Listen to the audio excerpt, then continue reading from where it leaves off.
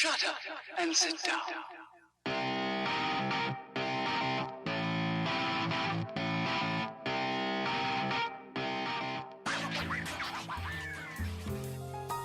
Is cycling really a man's world? Nope. My bike is looking good. I drive it through my hood. Paparazzi tries to follow, but I really wish they would. They wanna know the deal, cause they don't know how it feels to be a diva in training wheels. They watch when I roll by, stop when I roll by. Sometimes they ask me if I wanna talk when I roll by. Don't mean to be rude, just wanna breeze through. It's hard to be a diva in. I'm phoning this one in today, so let's be quick. You are listening to the Dialed Podcast with Matt Legrand, Evan Price, Lance Hepler, and Jake Von Doing. Tip of the day, fortune favors the bold. Bam, I'm out. Diva in training wheels. I'm rolling down the pavement, wondering where the day went. I drive a little faster, so I know that I will make it. Home before mom yells, I'm late for the dinner bell. It's hard to be a diva in training wheels. My bike is looking good. Hi, and welcome to the Dialed Podcast. I am Jake Von Doing, and today I'm here with Evan Price. Everybody, we got a lot of people at the table today. How's it going? Good. Good. Solid. And we have Matt Legrand. What's up, ladies and gentlemen of the internet? How are you guys doing? Good. Yeah? Okay. Pretty good. Lance Hepler on location. Lance Romance still on location. Yeah, I'm still driving. I've been driving for a week. Lance, I haven't seen you in like 2 months or something like that, it feels like. I know. I've been off traveling the world. Gallivanting around. Gallivanting. Yeah. And today we have some special guests with us in the studio. We have a couple of our Dialed teammates. We have Jessie Whitaker. Hello. Hey, everybody. And her daughter, Deja. Deja, welcome to the table. Hi. And to the podcast. How are you? Good. Good. So we are going to have them come in and talk about some really cool stuff that we will get to in just a moment. But before then, let's get started on our back pedal. I don't really have much to say about myself because you guys don't want to hear me ramble on, and I don't want to listen to Matt ramble on. And don't need I to don't listen want to to talk either. Yeah, Evan rode on the trainer for like 100 miles, like 20 Nobody times cares last week. even. Yeah. So, and Lance was in Hawaii or something. we're done hearing this faux life that Lance leads. It's just not reality. So Just making everyone angry. A lot of people turning the podcast off when Lance starts going on and on about Hawaii. Right. He's where again? Hawaii? Hammock? Yeah, What picture do I have to look at now? So I want to hear what's going on in your lives, guys, girls, ladies. Jessie, tell me about your past week. Have you?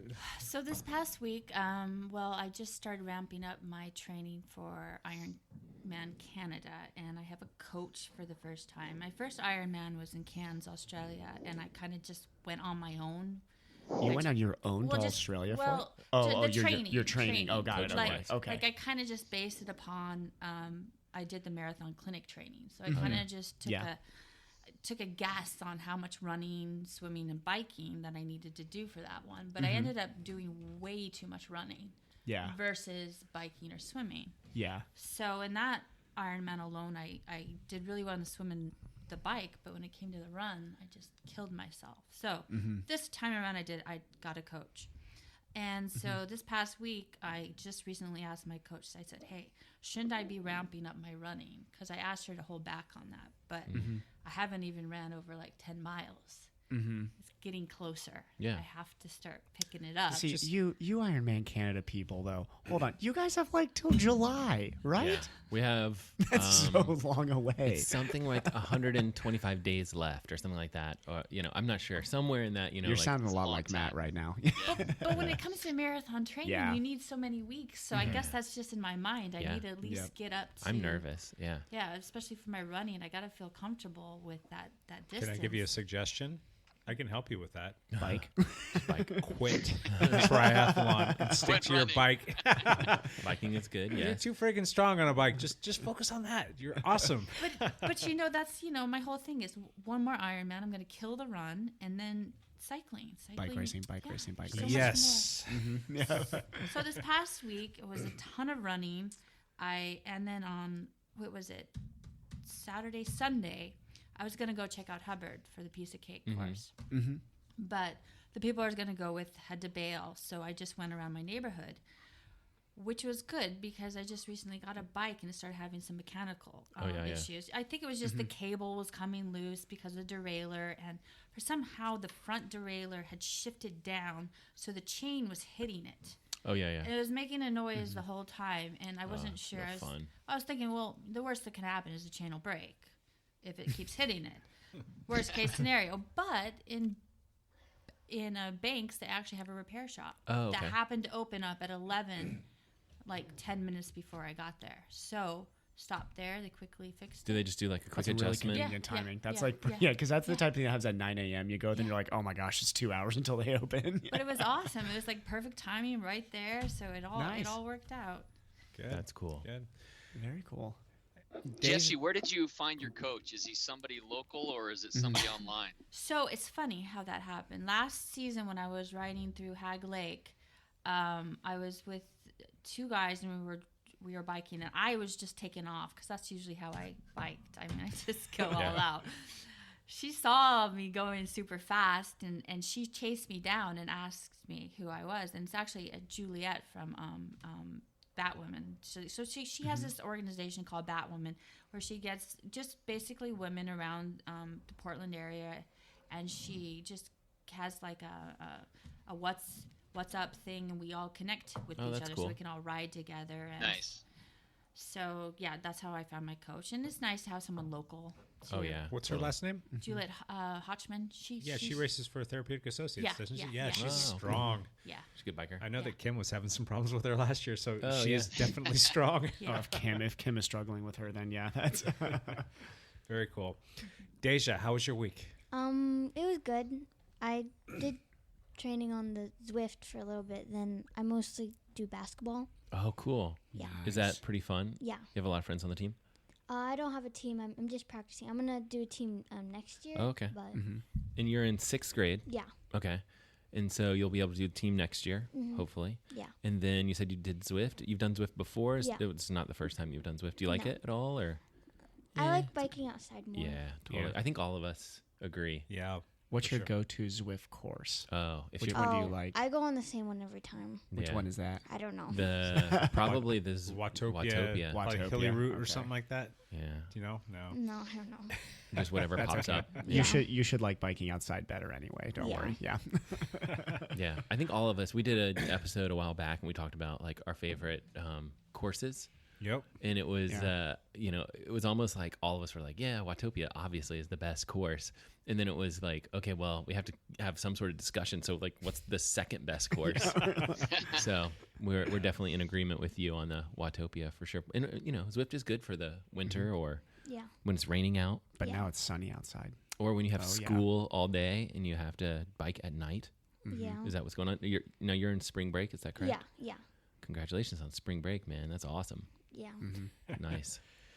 All right, let us get into our topic for today. And we are going to jump into one that we've kind of touched on before. But what's really cool about this is we've actually got some women in here to give us some perspective. Oh, yeah, we got some people who actually know what they're talking about in here now. We're going to run through the female perspective as it pertains to cycling and triathlon. And we want to get your views through your eyes as an amateur woman and a junior girl racing here in the greater Portland area and doing triathlon and working through the whole Obra scene, doing the road bike racing and the cyclocross and all the other fun things that are going to come up on your racing schedules in the future. So we have, it's kind of like the hot seat, but it's not. So we've got some questions. We're putting them on the spot. We did not share any of these questions for them. So we want the raw responses. Oh, no. Yeah. Yeah. And we're going to run through these things, and we really want to know more about your thoughts on all things cycling and triathlon. So, Evan, I'm going to let you start because I know you've got a couple questions in your head. So hit us with one. So I've got one talking about the women's competitive field split in triathlon and cycling.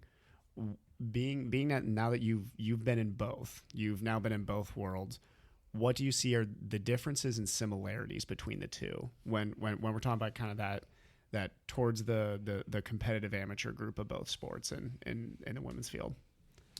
Well, it's in triathlon, I think it's a lot more about the individual. You pretty much are on your own. It's just you and the race. When it comes to road racing, it really helps if you have a team members to ride with you. Yeah. As when you get to road racing, that's really key to a lot of the strategies to win. And so the problem with that is being in amateur cycling and being in the 4 or 5 category is you don't find that very often. Yeah. And if you do, it's usually when you're grouped with like all the women. Like say, for instance, I did Baker City last year, and we were a group with all the women together. And so you kind of bond with some women there, and you kind of, and technically we stayed with, we recognize in the 4 or 5 category that in order for us to have any chance at the podium, especially in the last race, which is 84 miles, that we had to stay in the front group. Yeah. So we did. We all stayed together, and it was the hill that kind of defined. Oh, so the team almost became the 4 or 5 women, just like almost came together as a group then as a team? As a 4 or 5, we all recognized the top 4. I think there were 5 of us 4 that we needed to stay in the front group. Yeah. We all had to have a chance. Uh-huh. So we all talked together like that was the only Almost way. became like a pseudo team there Yeah, for part of the race. We all knew that eventually once we hit the hill, we'd divide. But we knew that if we stood a chance, that was the key to it. So that's the difference. Triathlon, you know, at the end of the day, it's all about yourself. Road racing, you work with a team and you recognize people's strengths and you look at the course and you kind of can pick out who really has the best chance of winning and work with them to help them versus just yourself winning. So it feels more like a team atmosphere. Yeah. Do you think that then cycling over triathlon should be able to, at least in my lifetime, I've known women seem to work much better as a team. I actually have coached basketball for women's and men's, and it was actually your age, around 6th grade. There was definitely, and my friend who had coached that team, he said, much better teamwork at that age and much more reasonable like teamwork. Did you notice in cycling that you kind of enjoyed that aspect of it more? Well, the problem with that is I haven't really experienced enough of that. A big enough team to when say, when I was able to really ride with a team, often it was a mix of people. A mix of men and women. When I did like PIR races with the men, for instance. But I mean, from the way I've recognized it, men seem to work really well together, strategizing as a team. So I could see how women would also be able to do that without actually at the end, which I hear from a lot of the men, they had a plan and then it just kind of fell apart. In the last 400 meters, everything goes to heck. Versus women, I think we'd really tend to stick to whatever plan we had. So. And PIR is a much more intense, I mean, versus the 84-mile race, PIR, I mean, blink your eye and the race is over compared time-wise. So, your best laid plans can kind of struggle in that time period, too. Good. Hey, Lance, you got any questions for the ladies? You know, my initial question would be really what got the two of you into cycling or into triathlon? Because that seems to be, I guess, the biggest issue with trying to get more women into cycling is what keeps them out. So what is it that attracted you? What brought you into the sport? Pretty much my mom and people that led her to do it, like her friends. Yeah. Nice. Yeah. So you got dragged to a race? Cool. Yeah. Were you like okay with it, or were you like, I don't want to do this? Well, like Do you remember? before, like we did like racing at all. Like we went to Hag Lake and stuff, and I like biking there. But I absolutely hated hills. And my first race with like my mom dragged me into was the really long hill one. Oh yeah. So you were not so pumped up about that? Not She really. brought you to your least favorite type of riding for your first race. I think it was the wild horse course, but I had no idea. Or one horse? One horse. Yeah. Oh, I remember you guys talking about that I one. had no idea about the terrain. And then when you finished that race, were you like, yeah, I'll do this again? Or were you like, no, that's it? I didn't really want to, but then we did PIR, and I liked PIR. You like PR? Yeah. Okay. Do you like kind of the faster racing? I'm not really that fast yet, so I don't know how that feels yet. Yeah. Comparatively speaking, though, you do pretty well against your peers, the other girls your age. You hold your own. So I'd say you are fast, and you will get faster as you get older and stronger. So you would say it was your mom who was your biggest influence that got you to come in and ride bikes. Would you have ever thought to race bikes if you didn't have your mom's influence? Probably not. Probably not. So that's something to definitely log away. Parents listening to this, get your kids out there. And I have other cycling friends too that are like, yeah, I'm interested in this because my dad biked with me when I was. That was my story. Yeah, absolutely. That's the only reason I got into the sports. Yeah, it definitely helps to have now, some. Parent. How in your middle school, how many kids are interested in biking? Now it can be any type of biking, mountain biking. Well, none of them really do competitive, but they all kind of just do it for fun. Mm-hmm. Yeah. So that leads me into one of my questions that I had listed for you was, what do your friends think about you racing bikes? They think it's really cool and interesting. Like, I told them I did the 18-mile thing at 30 Circles. Yeah. And they were, my band teacher was really impressed in that. And then he literally, said it to the whole class. Oh, really? Cool. Yeah. That's awesome. So your friends are impressed with that. Did they have any interest in coming out to watch you? I don't even think, I told them it was like Obra and like Dowd cycling, but I don't really think they know really that much about it. Yeah. Mm-hmm. So you guys probably have like, your phones and stuff like that now, Yeah. and your ability to get on the computer. If we had like a YouTube channel that had all kinds of stuff that showed like the different juniors going out and racing and the different race courses and kind of like a neat little video that could be fun, do you think that that's something that your friends could watch that would get them excited to maybe say, hey, Mom, Dad, I want to go check this out, or I want to go watch Deja, or maybe I want to go be on this race team and race bikes too? Do you think that would be something that would help you out? Yeah, that's an idea, yeah. That's a good idea. Dang it. Now I really need to get this done, Matt. I need your help, buddy. Yes, we'll do it. We'll make videos. It'll be fun. Let's talk more about YouTube, because I feel like we now actually have somebody who is in the generation where this is like how they consume media now. Evan's the worst person to ask bring any of this these up questions. because he's younger than us, but he knows nothing about like the internet or anything like that. This is new for me, Deja, because usually I'm the youngest person on this podcast. This is the first time I'm not the youngest person on this podcast. but she runs circles around you. And she's definitely a much more interesting person than I am. So yeah, you guys, I mean, people in middle school might not be using YouTube. They might be using Snapchat or Instagram. Yeah. So it might be better to target those platforms if you're like, hey, I want to show my friends something on Instagram. It might be easier than like YouTube. Yeah. But still video. Yeah, we post pictures on Instagram for the cycling team, just not very much for the podcast. Well, yeah, we'll get there. Yeah. So do you ever show your friends on Instagram any of the pictures that we post up there? Because I think there's been a few pictures of you in there, if I'm not mistaken. I don't think I've done the biking yet, but I think I will soon. Nice. I just haven't. I don't really post that much on Instagram. I just look more. The Dialed Cycling Team Instagram page, though, has pictures of you up there. So you should show your friends and say, hey, check me out. This is pretty cool, huh? Yeah. Cool. We'll have to be sure to tag you in there next time. Who do you like to follow on Instagram? Well, my friends, and then I like following the NBA thing. Cool. Yeah, and then all the YouTubers I like. Nice. Okay, so Evan, you're right. This is a thing I want to ask about. Is like the type of YouTubers that you follow. Like who are your favorite YouTubers? Is that the term? Is it YouTubers? Yeah, that's right. Okay, YouTubers. Yeah. Got it. Good job, Broken Millennial. Thank you. Appreciate it. My favorite is David Dobrik. Okay. Yeah. What does he do? He's really funny, but he's kind of like inappropriate. But he's like really, really funny. I assume that they all are. Don't worry. Yeah. And then I like James Charles, Emma Chamberlain, and Dang Matt Smith, and like a lot more. What kind of content do they? What kind of videos do they make though? Well, they make more like an everyday thing. Like they do like jokes, and they like do mostly. They usually have like friend groups that they like say funny things with, and it's just like kind of like a vlog, just entertainment kind of stuff. Yeah. Gotcha. Okay. Well, and they do stupid stuff. They'll do competitions and stuff like that too, right? So those people are just a lot funnier than us. That's our problem. Yeah. Well, so they'll usually have like their gang kind of, right? And then they'll have like a little competition or something, and they just make it. They make a story out of whatever it is, like.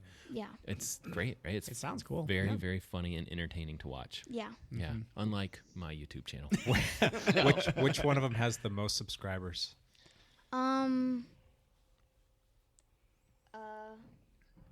That's okay if you're wrong here. Like, we're wrong all the time. Don't worry. Liza Koshy. Okay. Yeah, she has like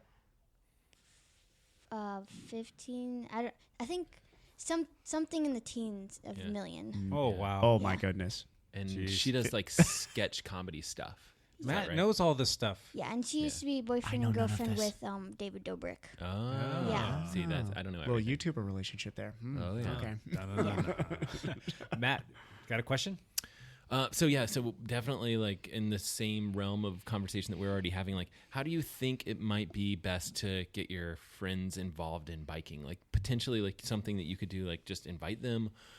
Would having a video help? Like what can we do to try and encourage some of your buddies just to come out and so you have more people to do it with?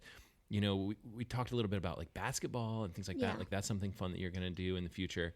But how can we make cycling one of those options? I think I'll like talk to more of my friends about it, and I can't really make them do it. Oh yeah, but no, we can force them. Just kidding. But I'll definitely give them an idea, and then I'll tell them more about the team and how we like doing things like together and how it's really fun, and maybe they'll do something about it. If they want to. Would something like a pamphlet or something like that they could get to their parents, would that help? Yeah. You know, because I'm sure the parents ultimately have to make some of the decisions, whether or not it's like, you know, how they're spending their weekends, or driving is still an issue and things like that for sure. And they need to figure out all this biking stuff. Yeah. It's pretty tricky to figure it all out. Do you think your friends would like mountain biking a little bit better? Like if you guys were able to go and ride in the parks together on mountain bikes? Yeah, I think they'll definitely like mountain biking or cyclocross. Yeah. You're gonna get them to do cyclocross, aren't you? Yeah. Oh yeah. Those are the fun, you know, and I think even because we've talked about this with Matt, were you there during Matt's first cyclocross experience? No, they weren't. This was a couple of years ago. This is something even with triathletes we've been trying to talk to, is like getting the younger triathletes to do cyclocross, because it's such a good sport for like bike handling and, you know, I'd like everything like that. Yeah. But the funny thing with cyclocross is anybody that's gone through it, they usually absolutely do not like it for the first time. After 3 times, I crashed so many times. Yeah. I've never heard anybody in their first race be like, that was I went and awesome. watched some YouTube videos, Yeah. and I realized it was all my fault. Oh yeah. I did not know how to take a corner. Right. I'm not supposed to speed through gravel and you know, like all these things. And so I started watching all these tricks, and I'm like, oh, there is more to this than just racing. You actually have to have technical skills to do it. And so then I actually stopped falling, and actually it became fun.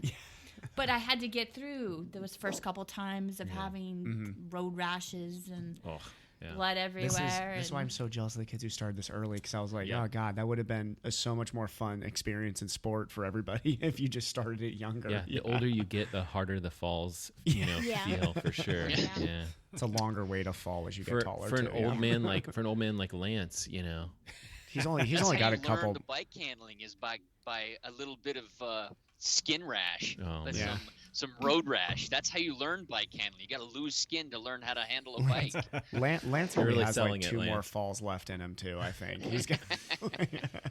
But when you guys ask about cycling, how to get them involved in cycling, I really think what helped me really fall in love with it was PIR. Really? Okay. Only because my first race was at Mont Nord, and I had no idea what a road race was. Right. One of my friends said, "Hey, come do a road race." This was after the Brownsville TT ride, which is just on your own.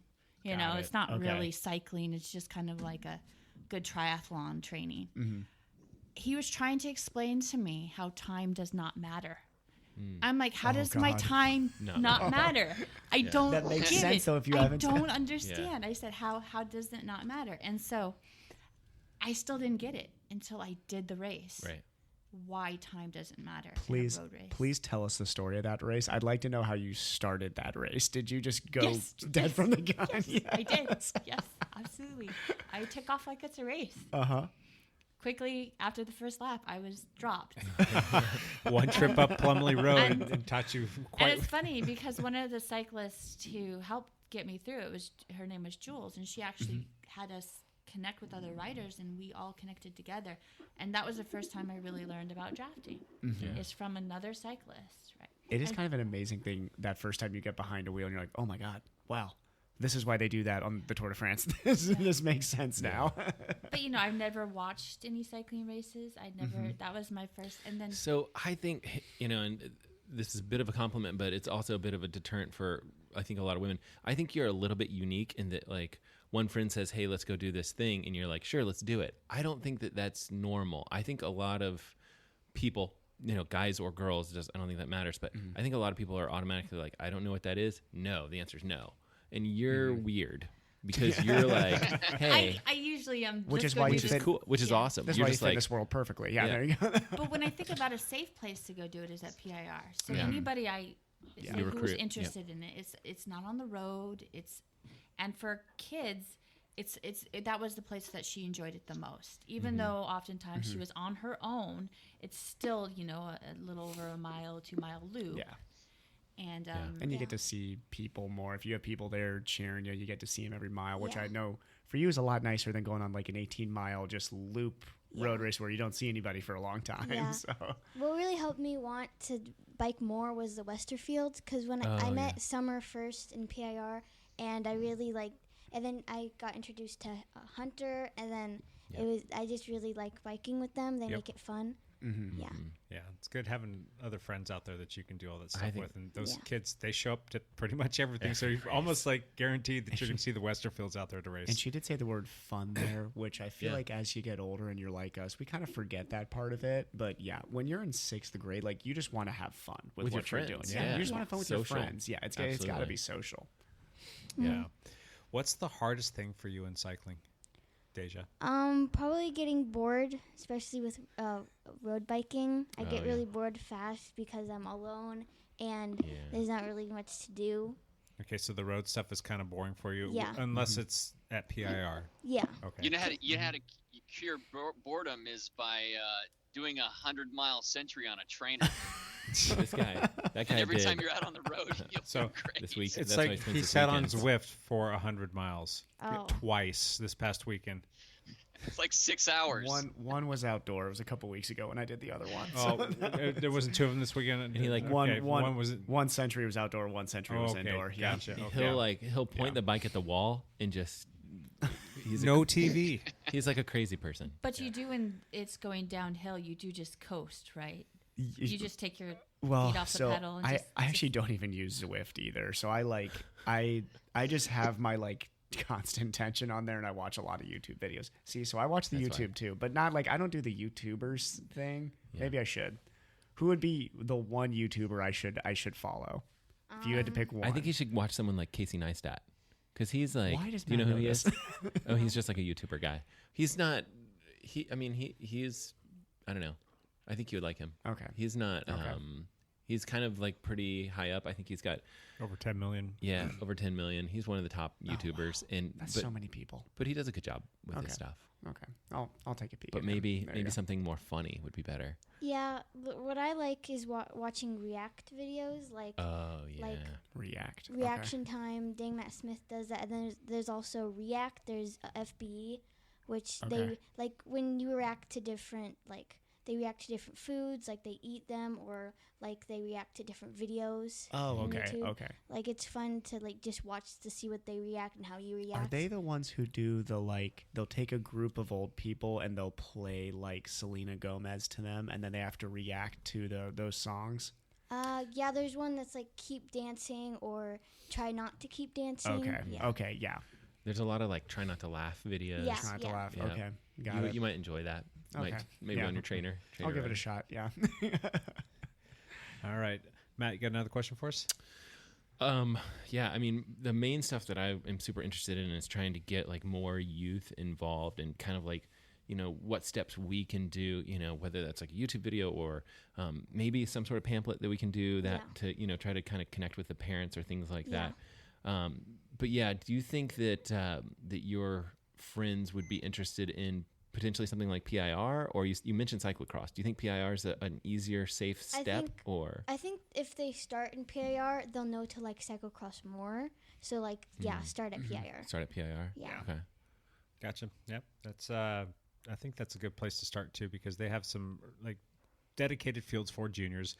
They do have some coaching that goes on out there. At least they used to, where the people that are new, the novices or the juniors, even can jump in and they'll actually ride with them through, even though I don't think it's an official race, they're still out there kind of racing. The coaches are walking them through the process and teaching them all the little nuances that go into that race. So that's a good place to start.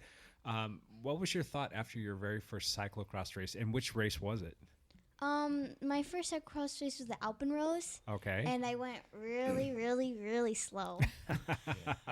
And I didn't like fall or anything, so it wasn't bad for me. It was actually fun because like I was just going really slow, and I actually liked how it was all like technical and like different. Yeah. Was that one of the cyclocross crusades, or was it a date at the dairy? Day at the dairy. Date at the dairy. Gotcha. Very cool. Blind date. Blind date at the dairy. Date at the Sorry. dairy, yeah. Thank you, Lance. Jesse, what was your first cyclocross race? It was one of the first series ones, but I always forget the name. The GP series? Yes. So David Douglas maybe, or Hetmere? Yes, it's David Douglas. Okay. I think David Douglas was my first and only cyclocross also. So. And I remember I was borrowing a bike, and it was my first experience, and I just... You got first, right? Yeah. Yeah. So I just went all out, and this was when you were still learning. You're like, what is a cyclocross? Do I have to get on my bike at some point? It kind of works a little I bit think easier. I was just kind of lucky in that one. It wasn't so technical. So, okay, yeah, I'm remembering I think that was the first time that you and I had met each other in real life. I was still busted up and probably wearing a sling back then still, and all that fun stuff. So that was your first cross race, huh? Yeah, that was my first one. Yeah, you have to excuse me. I don't remember a lot of stuff from that time. Well, I do and I don't. Too many pain meds. He was on a couple of pain concussions and just in my own world. So moving forward, how would you, I guess, tell more women to come out and give like PIR or cyclocross a chance and give it a go and say this is something that you should try? What are your thoughts on that, Jesse? I mean, again, I go kind of by what happened to me last year with Jules, as how she came while I was racing and worked with me. Yeah. So I recognize how much of an impact she had on me to continue cycling. So anytime I talk to other people who did cyclocross or just do one or the other, I encourage them to go out and try one or the other, to try to experience it. And a lot of them said they're interested to at least try. Yeah. So a lot of the cyclocross girls and women, I said, come try PIR, because they were unsure about road racing.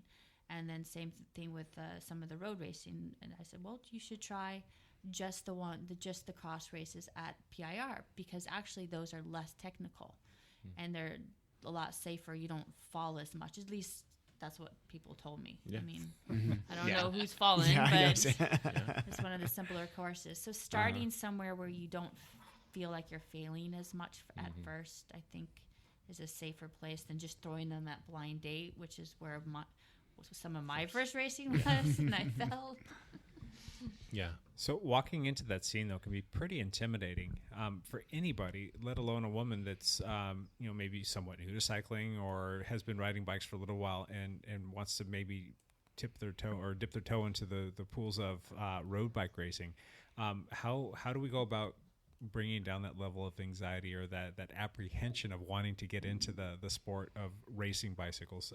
Is it more of like you got to maybe hold their hand a little bit more, or is there something that we could provide for them that would help them feel more comfortable coming out there and at least just trying it?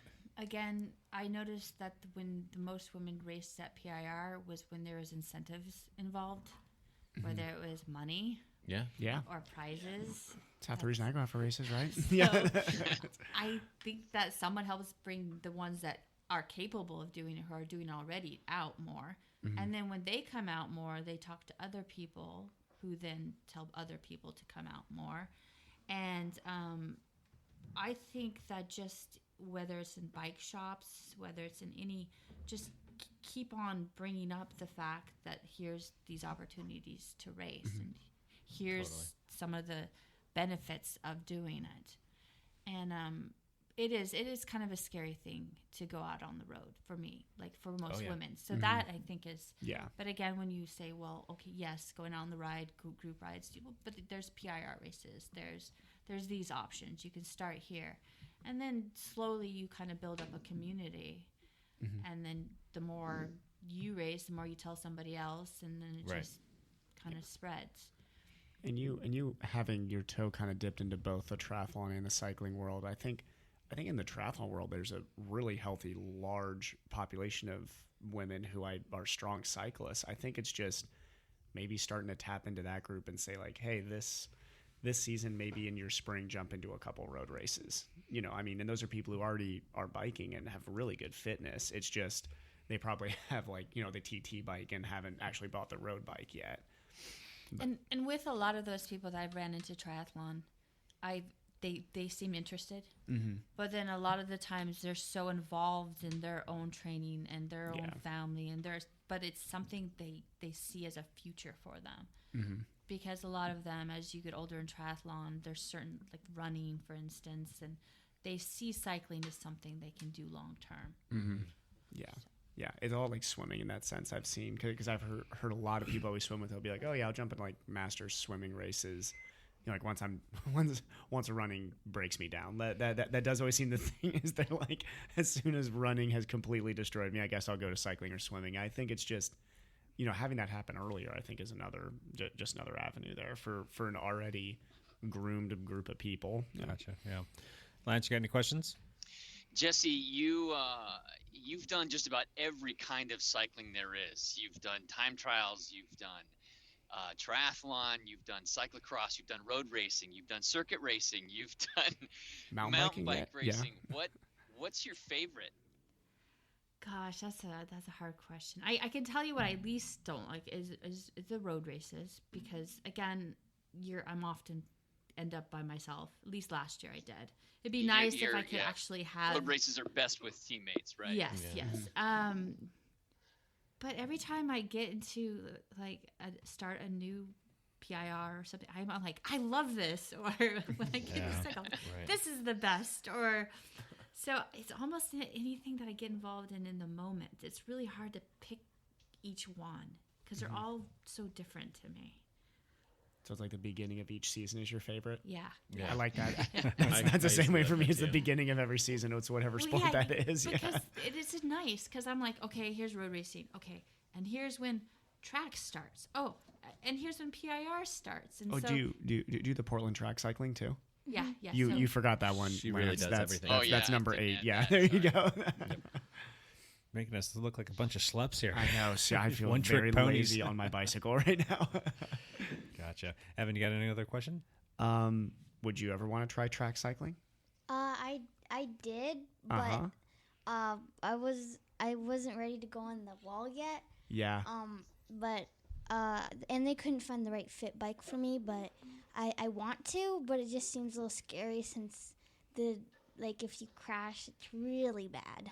Yeah, it's pretty hard surface there, isn't it? Yeah, that's why I don't really like the whole all together group thing. Like in road biking, the PIR, you get when they're all so close to each other. I don't like that either. We witnessed a pretty bad crash, so that didn't help. Okay. Yeah. Was it in the juniors or was it? No, it was in the adults group. It was 4 people involved, and one of them was pretty serious. Yeah, one broke 8 ribs. Oh, I remember hearing about that. Yeah, well, that's a lot of ribs.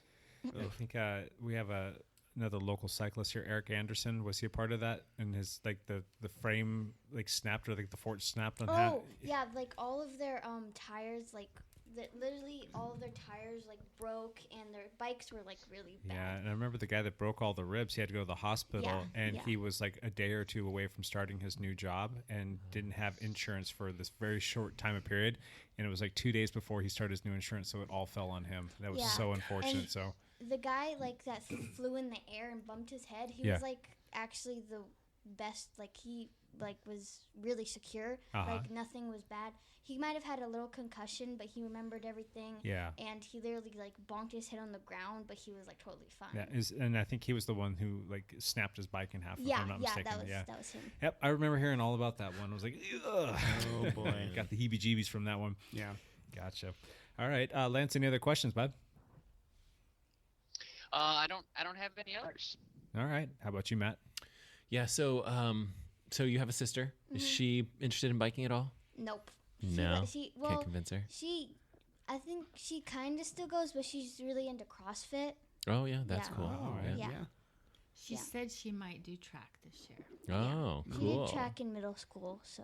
Well, track biking. Oh, the track bike. Oh. Track biking. Right. Okay, yeah. Gotcha. Evan, do you have another question for him? Yeah, you got something like So it's on your tongue. Yeah, I'm starting to find it. Have you done CrossFit before at all? Yes. I have, yes. Yeah. I see so many similarities between like the triathlon, and I'll lump the cycling world there, and CrossFit too. I feel like CrossFit, like, socially gets a bad name, but I actually really like kind of what it's done for just getting people into like a competitive nature with fitness. Because I feel like there's entirely too many people that just go out to the gym and like work out for 30 minutes, and I'm doing air quotes over here because you're not. You're just listening to music on your phone and doing 3 sets of 10. You and then leaving. definitely work towards a progression towards something. Exactly. There's like some goal base out of it, which I do love. And me even being a physical therapist, I hate whenever people are like, oh, the exercises are bad, or they try to talk down to personal trainers. I'm like, fitness isn't some like massive like algorithm that you have to figure out. Just go out and move more. And that's, I mean, and like you have a varied history of endurance sports and strength training, so you can speak to that. Yeah, and again, CrossFit, it changes so much because, I mean, they focus on so many different things every year. Like the year I went in, they focused a lot more on Olympic lifting. Mm-hmm. And this is the first time I knew anything about it. So you learn all these movements, and that it's not all based upon how strong you are. Mm-hmm. Again, it's about technique. Yeah. So, I mean, there's so much more I learned from that. But then over time, again, I think I like the long-term goals, like one big race a year. Yeah. Yeah. Versus like every 30 single time. 30 different exercises. Every single time you go in, it's a competition. Yeah. You're like, yeah. That is you, like every Sunday you're going in, whole new exercises. You don't even have any clue how to prepare for it during the week. Okay, you got 5 minutes. Let's see how many you can do. And you're all competing against each other for that day. And yeah. Gotcha. I have another question for you. Do you guys have any specific goals? I think Jesse kind of alluded to a couple of these, but any specific goals for 2019 for this year? Well, I want to really go to like all the races so it can be up there with the Westerfields. Okay. Yeah, Nice. And in cyclocross, I want to beat a lot of people. Good. There you go. Oh, It's a good goal. that's such a good goal. I just want to beat a lot of people this year.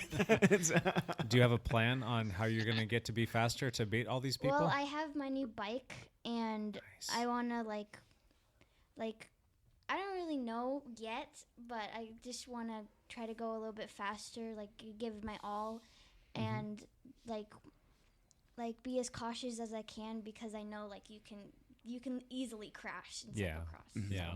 And it's not a matter of if, but when it's going to happen. So Yeah. you crash in the sport. It just happens. But Yeah. as long as you're out there, riding your bike, that's the first and foremost thing. You got to go out and you got to ride, and then you got to start riding a little bit more. But then you got to start making it make a little bit of sense. So you have to have kind of a plan. And I'm sure your mom can definitely help you with this. Yeah. But using stuff like Zwift is a really good thing. So to hear you say, "Hey, I'm riding on Zwift," that tells me she's taking this seriously. Oh, so she's going to crush this year. yeah. Yeah. How about you, Jesse? Any 2019 goals I definitely want to cat up to Cat 3 before the season's over for road? for road. Nice. Baker City, I want to kill that hill. And I already told people, I'm going to get to that top of the hill, and I'm going to go run 5 miles. Yeah. Oh. Nice. That's my goal. So you're going to do the race and then throw on your running shoes? I'm going to go through. Oh, yes, you're one of those people. I love that. I used to do it with road racing all the time. People will look at you so weird. Because everybody's going to be dying, Yeah. right? And I just want to, because I should be able to. Yeah. I mean, I'm doing Ironman Canada. I'm doing, Yeah. over 8,000 feet of climbing. Yeah. I should be able to climb that hill. But so that 84 miles is like, so, I mean, and you've done, there's such a difference between like racing on your bike 84 miles. That's going to be awesome. You should like bring your GoPro with you to like film people's reactions as you're running, right, Brian? Here's another question for you, Jesse. What was your takeaway after joining us for the 2019 team training camp this year? So, I didn't know anything about training camp, like what it was going to entail. And so I had no expectations. I had no idea. It definitely was interesting because I feel like our top cyclists went to that training camp because I felt like I struggled to keep up with the group. But when I started doing more research on training camps, I realized that a training camp is you kind of throw everything out the window, right? It's supposed to be a week where you just go all out. Like, there's not supposed to be a lot of structure. You're just supposed to just go all out in it. And so after understanding that point to it, I realized that that's kind of what we did every single day. Was like, it was so it was like the first 10 miles. Yes. Every day I was like, every day I would get dropped in the first 10 miles. Everybody like, went out hammering it. Why are you guys doing this to me? I had this whole idea of, we're doing 60 miles today. Yeah. I have to preserve It's a myself. triathlon mindset, right? Yes. Like, we're like, That is true. That's a real. gotta pace. Yeah. That Gotta was all pace. my fault. That was all my fault. Yeah. I do feel like this is like, oh, who would attack in the first 10 miles on the first little roller? Yeah, that'd probably be Lance. But then when Yeah, it I was me. realized that the Yeah. people who are riding, like John Hadfield, and I mean, these are Jordan and all Yeah, these. they're strong cyclists. Yep. Sir Head. Yeah. I mean, these are fast Couple people. real strong Yeah. climbers there. Yeah. Real strong climbers. That was a fun week, and it was definitely a workout for a lot of us. So you weren't the only one feeling that way. And even those strong guys, their takeaway from it was, man, I kicked my own butt, or I got my butt kicked. So it was a common sentiment felt across the whole camp with everybody there. And the fact that you were even like on that trip, completing that amount of hours, means you're clearly ready for the Ironman Whistler bike, like right now, probably as of today, let alone over the next. I think she How had. many more months do you guys She have? did the longest She ride. did. of- Jesse had like Jesse's adventure. Yeah, I think she had the What was longest the ride of mile? the group. What of- was the of mileage? anyone. It was like 115 Yeah. or 114, 10,000 Yeah. feet plus. So you basically did the Ironman Whistler bike. What are we 5 months out from? It was so nice down there. I mean, we picked out the perfect location for hills. That was great A for lot of hills. training. Yeah. Yeah, and we That's found so some pools awesome. and we ran a little bit. It was good. It was really fun. Yeah. Were you running with him when, Yeah. when you was Yeah. out there? That's who was keeping you company. Thank God. I knew at least there was And one she other s- and she psychopath swa- out there with Yep, she swam with me also. It was Nice. good. Yep, you. Very cool. a couple times. It was good. So after we're done with Whistler, Canada, it's all things cycling, right? Right? That's Right? my plan. But you know, I always three upgrade by always that say point. that. Sure. I always say And then that. someone will invite her to do something, and she'll be, "Yeah, sure, whatever, let's do it." You know, Do you she'll wanna go probably see- crush it. You want to go Santa Cruz 73 in September, maybe? Sure, Just say no. yeah, sure. Deja, do you have any interest in doing triathlons? Nope. Oh, thank you. Oh, man. I like her that much more. We'll change your mind. We can. I don't like swimming or running. Yes. Do you ever find it difficult to manage just managing being a triathlete and getting yourself sharpened to do what you're getting ready to go do? Do you find it difficult, just getting through life in general? I mean, I'm watching my wife get ready for a sprint and potentially maybe like I don't know, like a duathlon, and ultimately I think she wants to do an Olympic, but she's fatigued all the time because she's always out doing swimming and biking and running. I know there's an acclimation phase going through that she's going through right now with the running, or not the running, but the swimming and the riding component. But how do you manage your days when you're out, training and doing all the racing for bikes, and then you're doing the triathlon stuff? How are you getting through your days? I take a lot of short naps whenever I can. Approach. Ooh. I need to try that. That's a good approach. Even if it's just closing Like my a eyes. 10-minute, Yeah. just like knock them out. Oh, Just- that's like a skill set to be able to do that. And so it kind of like reboots. I kind of joke. I'm like, I need to press the reboot button. And sometimes it's just like having a goal for the day and saying, okay, this is when I'm going to do it. It's always a struggle. It's always a struggle to do. But once you get started, What time do you wake up in the morning usually? What's your alarm set at? Again, I got up here this morning at 5. 5. Yeah. But if I don't have to get up and train at 5, I probably wake up around 7. Okay. Yeah. Okay, got it. Now, do you like kind of the late evening stuff usually? No, I'm not. Usually I've never morning. been a late Yeah. evening person, because if I do, I will stay up all night. Okay. Yeah. What time do you typically go to bed? I would say anywhere between 9 and 10. Okay. Got it. Yeah. You almost have to. That's the other part is I see some people who have, who are balancing juggling the 3 or 4 balls at that point. They try to take away the sleep. Lance, how much were you sleeping during your Ironman training phase while still having a family? Oh, 5 hours a night was pretty average. That just can't work. Oh, Okay, another question here. We're getting close to the end of the list of questions, at least for me. What can we do to make cycling cool? And do you think that cycling is cool? You told me that your friends think it's cool that you're out racing bikes, but do you think cycling in general is cool? Yeah, I actually do think it's cool, especially with other people. And I like doing it because of the people that I meet, and they really make me want to do it more. Yeah. So I think it is cool. And it's something original too, right? Yeah. I mean, younger kids these days, you guys kind of like being your own individuals and everything, and you're doing something that is pretty unique. Like everybody plays basketball and plays soccer. Yeah. Like when I was growing up, I played soccer. Everybody played soccer. So we call those the staple sports. Your basketball, baseball, soccer, and football. Like everybody does that, and oh yeah, you're playing football, cool. But when you tell people that you're a cyclist, that's kind of neat. That's unique. You're like, oh, really? You race bicycles? So, I mean, how can we make that with kids? How can we make that a little bit more mainstream where they're saying hey, I don't want to play baseball or soccer. I want to go ride bikes. I want to go race bicycles. Well, I like the people. The food is also a good thing motivator. Just tell them they have to eat more food. Yeah. There you go. Yeah. I don't know. I think just getting the word out that there's teams you can get on. I mean, it really goes off of people's aesthetics, what they've done with their family or how they've been raised or stuff. So it really matters on what they've done.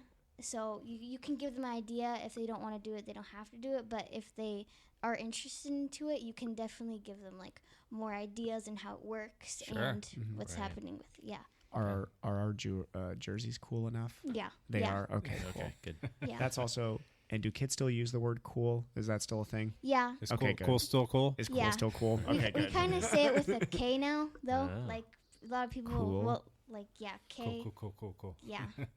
Oh, got it. Okay. We should probably learn these things first before trying to be cool. Yeah. We got a long way to go, don't we, Evan? Long way to be cool. Yeah.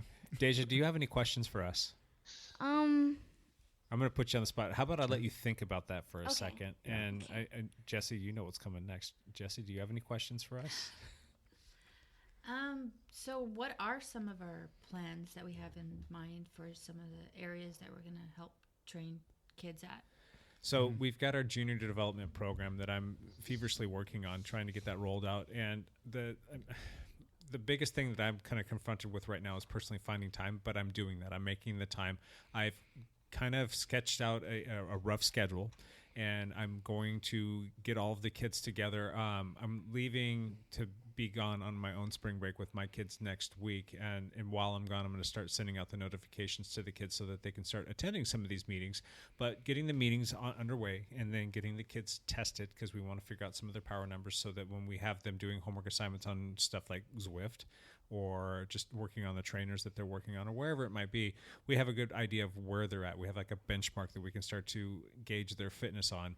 And then we'll start scheduling in regular meetings, and we're going to be doing bike handling skills. We're going to be, and by bike handling, I'm not talking about just riding on the dirt. We're talking about we will be going to parking lots, and there will be different drills that the kids are going to work on, slow speed, high speed, turning, handling, sighting, the whole gamut. So we're going to be doing fun stuff. And then we're going to get the kids in. Once we get a good foundation for them figured out, we'll have programs for them to start following. And then we will be putting races on the schedule and then kind of reverse engineer and say, all right, here's your homework assignment. You're going to be doing this week and so on and so forth. And it'll progress forward naturally. And here's when we're going to be meeting. Here's where we're going to be meeting. And we would love to see you make it to as many of them as you possibly can. And then we're going to start to develop the kids. The way that we have it set up too with our team is we are a nonprofit entity now, so we can continually fundraise, and the goal is to be able to offset the cost for the kids as much as possible. So if we can pay for race entry fees for kids just to get them coming out, okay, well, now that becomes less of a burden for the parents, as opposed to going and playing soccer where you're gonna have to pay God knows how much money for the kids to go play the sport. Well, we can, your games, your competition, we're going to hopefully be able to offset that and pay for that for them so that they can go out and just enjoy the race and have fun. So that's all coming into focus, and the goal is to be ready for PIR, because I think that's the best place for the kids to go ahead and start road racing. I don't think necessarily getting them out there right now to do the different races that are on the the schedule are the best thing for the kids that are new to the sport. There are some kids that have some experience, so yeah, we can definitely get them out there. But getting them into PIR is going to be a good, safe, semi-quasi controlled environment where we can just say we're going to go out there and do laps and we don't have to worry about cars and all that other fun stuff. And then that will segue into doing short track, which is the mountain bike racing that we do out there.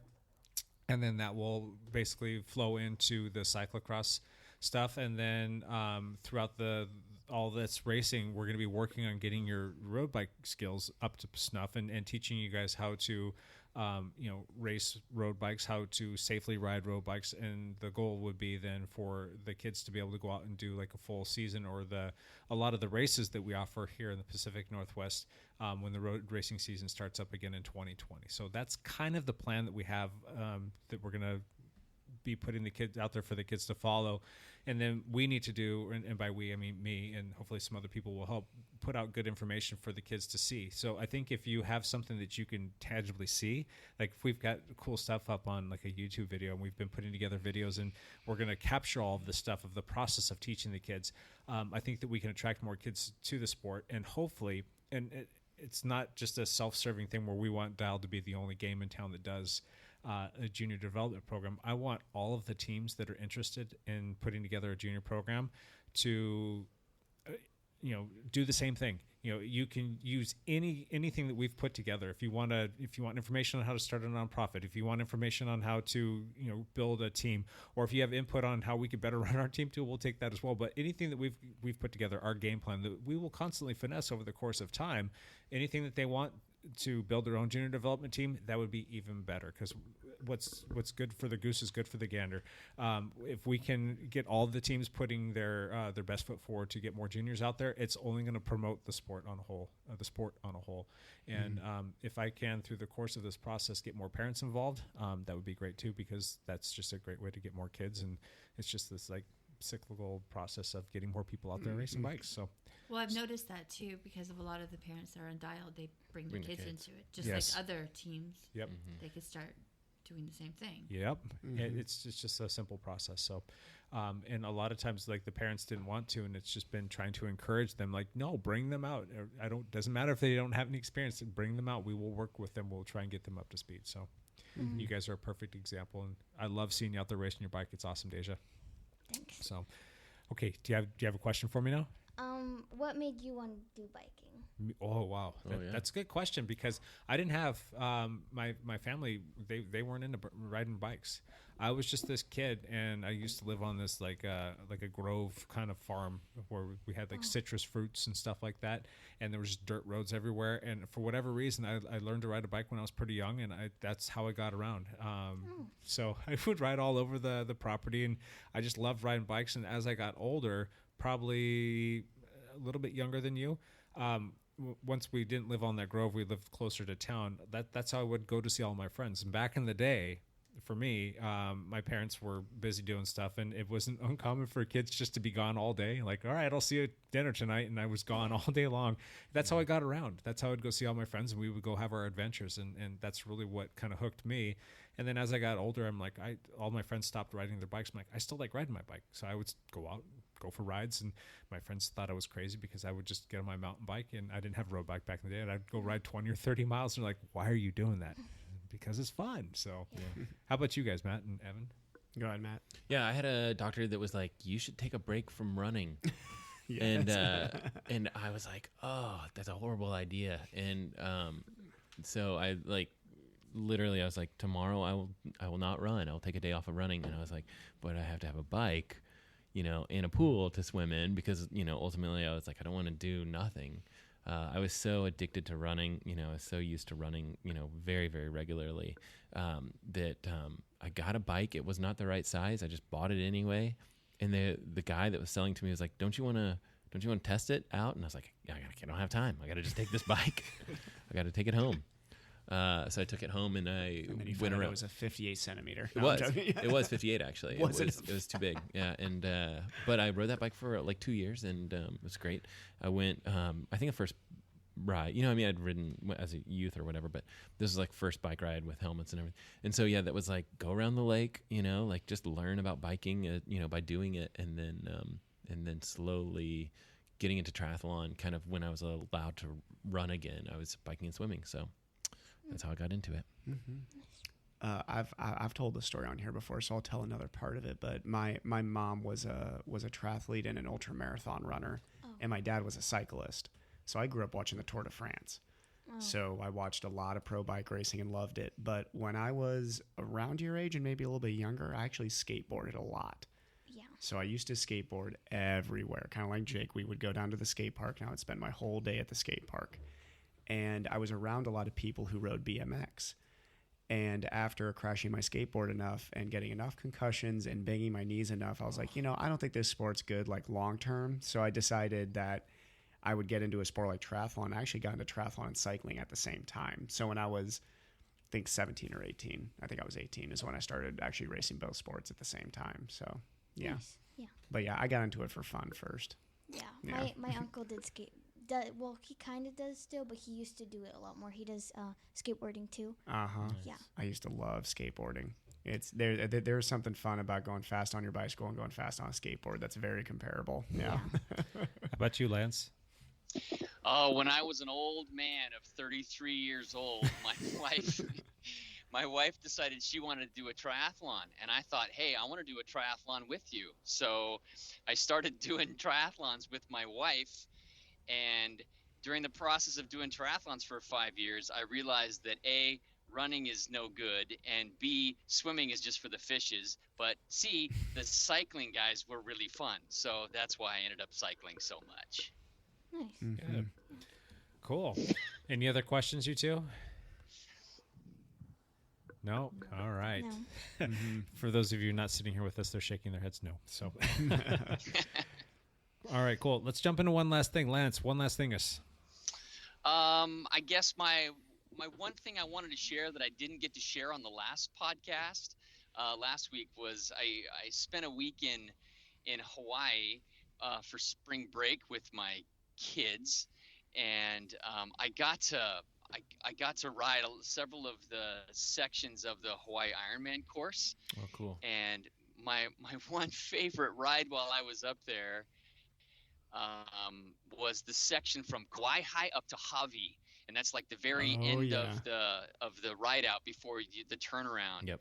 And there's like a 5-mile uphill section up to Hawi, but then from Hawi there was this fantastic road called the Kohala Mountain Road, and it was 15-mile climb from there on up before you got to Bomb Down, and that was just a phenomenal time. That ride was one of my favorites in the world, I think. Wow. It was very cool. What kind of climb was that? It was 15 miles. Was it constantly going up, or were there some dips in it? Yeah.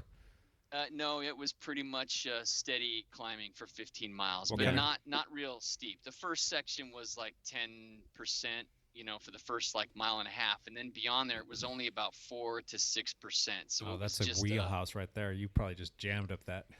It was just a pleasant, just fantastic climb. I loved it. That you posted a video of that one on Instagram, I think, and I did a little time lapse. A little time lapse. Yeah. Little time lapse, so you can check it out, and it looks like a real steady climb. Yeah, I got to go catch up on the old book face. Haven't been on there Yeah, very man, much. yeah. A little too busy. So, Evan, one last thing. One last thing for me is thank you for both of you coming here, and me personally I'm kind of excited to see some of the road racing with the juniors this year. Yeah. Like I'm gonna fan plug that and say I'm excited with what Jake's been doing with a development team, and I mean we've got the Westerfields, we got you, we got Nels, we got a lot of young and really I think motivated kids on a team, which is gonna be fun to see.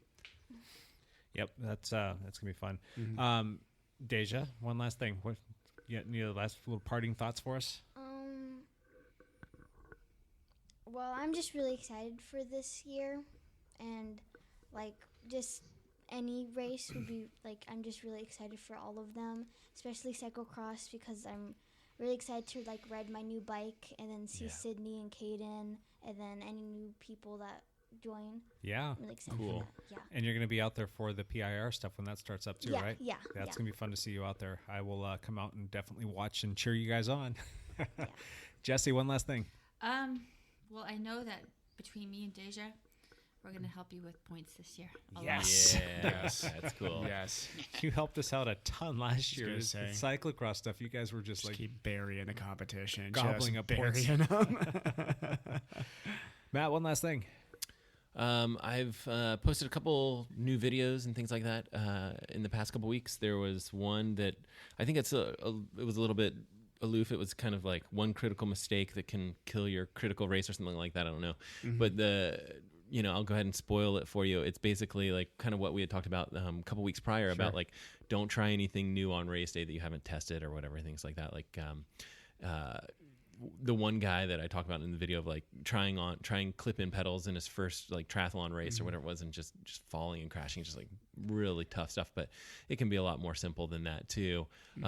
So that video, and then the video that should be live depending on when this podcast gets posted is like working out with kids, and it's not necessarily like working out with them, but just like, hey, if you're watching kids, how do you sneak a workout in?